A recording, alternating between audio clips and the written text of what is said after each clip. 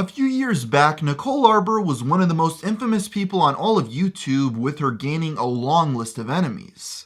But then after a while, she fell off the map, with me and a lot of other people not hearing from her in years.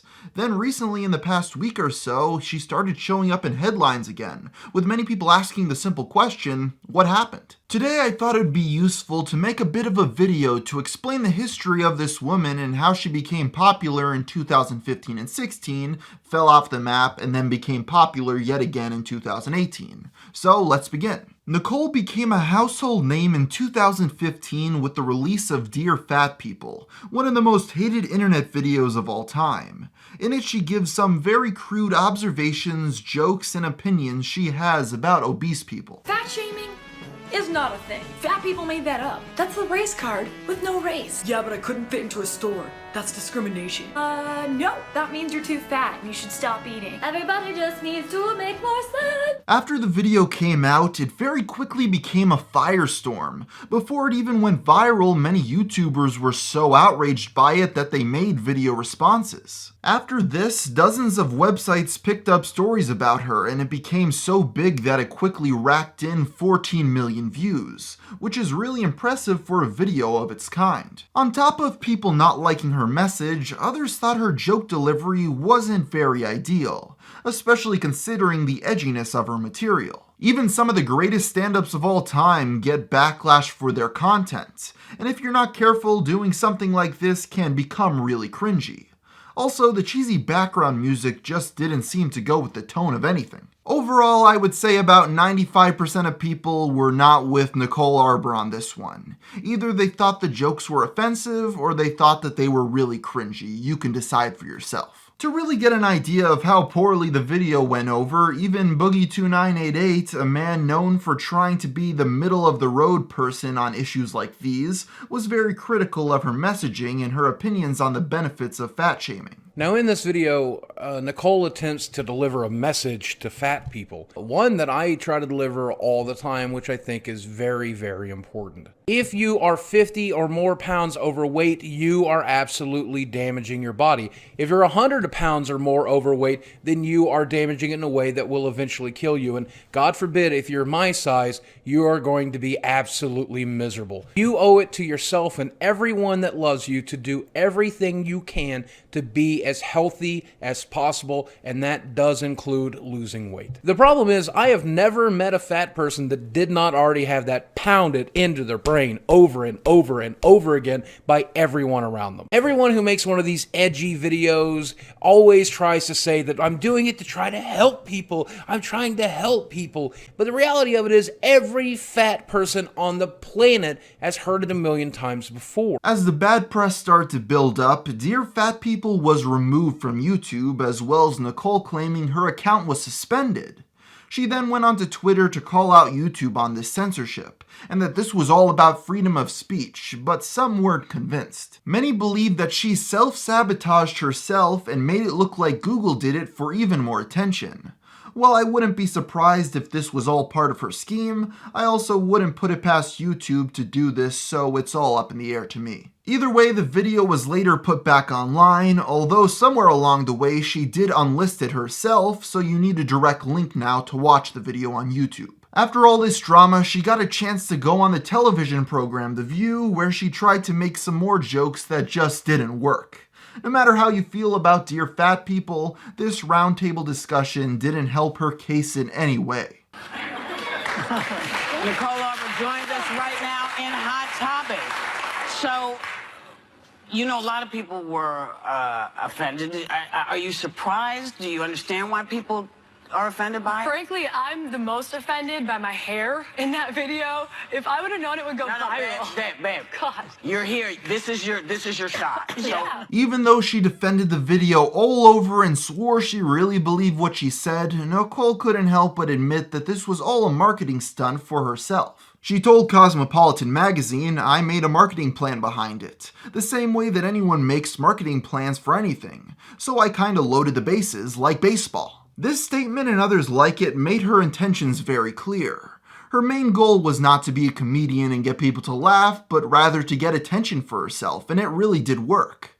Following up Dear Fat People, she made other Dear videos, though they never did as well as her original. Although she was never one of the most popular people on the internet, that didn't stop her from boasting about how popular she was, claiming that she had 700 million views on all her videos combined, which I thought was strange because I looked at her channel and it only said 35 million there. Well, I thought about it a bit, and then I realized she was talking about Facebook views. While she's not that big on YouTube other than Dear Fat People, her Facebook account seems to be a pretty bustling place. I guess her content is a better fit over there, with many of her videos gaining tens of millions of views. But there is a catch. Facebook is notorious for counting even the briefest glance at a video as a view, making her 700 million total very misleading. The thing with Facebook fame is it's very fickle. I'd imagine that most of the people watching her videos on there were just passively stumbling upon her content while scrolling through their feed, compared to YouTube subscribers who are at least a little bit more consistent. Following the success of Dear Fat People, where she argued rightfully so that what she said in that video was free speech and she shouldn't be silenced, she then went on to Twitter and say people who made lewd comments to her should be arrested and thrown in jail. Many people saw this Twitter rant as hypocritical, considering freedom of speech is a two-way street and you're not allowed to pick and choose when somebody's allowed to say something and when they're not. Otherwise, it wouldn't be freedom of speech anymore. Things were about to get worse for Nicole, however, when a year after Dear Fat People, she gained a new wave of negative attention, although this time she didn't orchestrate it herself. This is when, out of the blue, ex-boyfriend of hers, Matthew Santoro, made a video about how he was abused in a previous relationship, which seemed to pretty clearly be directed at Nicole. To be honest, I didn't think I was going to get emotional at all. I thought that I'm tough now. I've dealt with this. I thought it's something that I've buried deep and I would never talk about again. But I feel compelled to because I was in an abusive relationship. Sorry, I gotta collect myself. This led to a lot of awareness that domestic abuse goes both ways, and if it's happening to you, you're not alone. On top of the message, however, people started to attack Nicole, who they already didn't like from her previous negative press, so a witch hunt was started. As people kept on attacking, she denied the allegations made against her, and after this we didn't hear much in terms of mainstream attention from Miss Arbour for 2 whole years. That is until last week when she once again found controversy, with her take on Childish Gambino's politically heated music video, This Is America. In a way, making a parody of This Is America was a genius move from the angle that it would give her attention she's been trying to regain since Dear Fat People. Very few others were willing to make a parody of this extremely popular but polarizing song that had a serious message. So when her version came out, she had no competition, so millions watched it and most hated it. The thing that I personally don't quite understand about this parody is that it doesn't follow any traditional formats of what one of these videos usually is. Usually a person like Weird Al or a YouTuber either would poke fun at the original song or repurpose it with something more lighthearted and silly in terms of lyrics. Nicole Arbour seemed to just hijack Childish Gambino's vision and replace it with her own non-comedic message. In her video, she replaced the message of the Black experience in America with her own about the female experience, commenting on many aspects of culture just like the original video did. Regardless of my thoughts on it, many others thought it was one of the worst things they've ever heard. Along with this, they had all the other tried and true complaints that have followed Nicole through her other projects. All this led to a brand new batch of articles written about her, putting her back on the map after losing her mainstream relevancy. This Is America Women's Edit brought attention back to one of the most infamous people on the entire internet. Many people saw it and said, "Oh yeah, I remember her," which I'm pretty sure is exactly what she wanted. That's all she's ever wanted.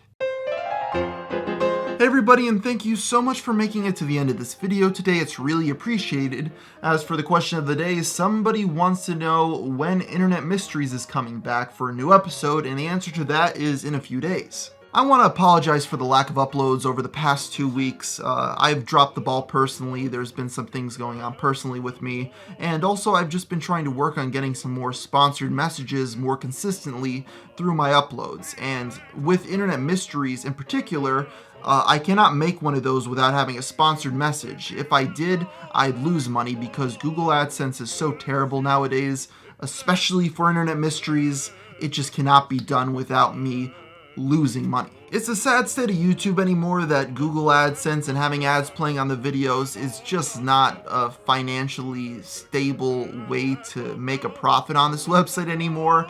It was never really that good, but since the adpocalypse, it's really unreliable. You get monetization claims on the videos. YouTube will take away ads themselves.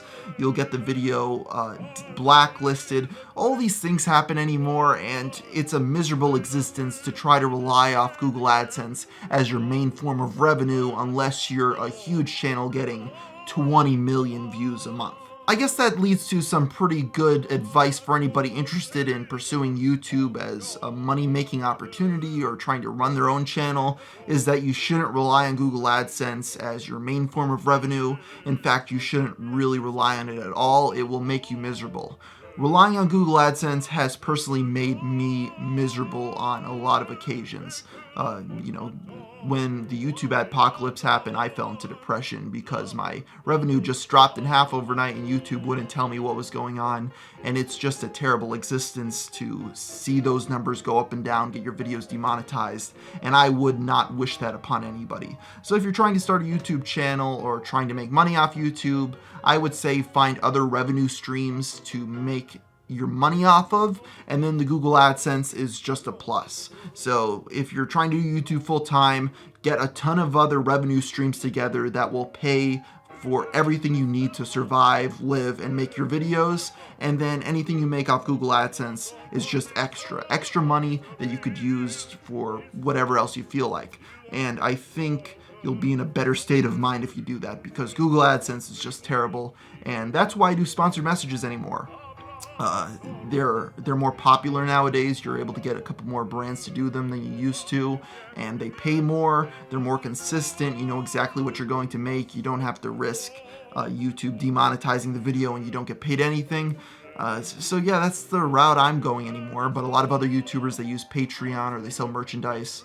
There's so many ways you could do it, and the moral of the story is Google AdSense is terrible, and you should not trust Google because they will not even flinch if it's either screw you over or try to do anything for the creator.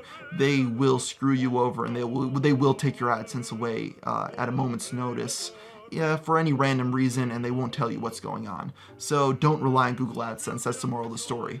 I'm ranting a bit right here, so I'll end the video right now, and until next time, thanks for watching, and a new Internet Mysteries is coming soon.